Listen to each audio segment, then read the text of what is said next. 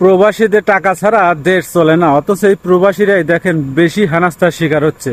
যেমন এয়ারপোর্টে গেলে হেনস্থার শিকার হতে হয়, আবার ভালোভাবে যে দেশে যাবে সেই পরিস্থিতিও কিন্তু একজন প্রবাসীর নাই। কারণ 40-50 হাজার টাকার টিকিট 80,000 বা 90,000 1 লক্ষ টাকা হয়েছে। বাধ্য হয় প্রবাসীদেরকে কি বলতে হয় জানেন, যে মা আমি তো এই বছর আসতে পারবো না, কাজের চাপ বেশি, বস ছুটি দিচ্ছে না, সামনের বছরে যাইতে হয়।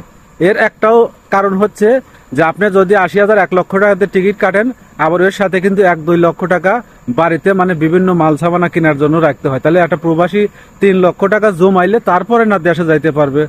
অথচ এই প্রবাসীদের টাকাই কিন্তু দেশ চলে। যখন হাসিনা সরকার দেশ ছেড়ে পালাইছিল তখন দেখেন এই দেশটাকে কে উঠাইছে। রেমিটেন্স যদি আজকে প্রবাসীরা না পাঠাইতো তাহলে কিন্তু এই দেশটা, বাংলাদেশটা এরকম থাকতো না, ঠিকই অন্যরকম পরিস্থিতি হয়ে যেত। ভাইরে, যদি ভালো লাগে একটা শেয়ার করে দিন, একটা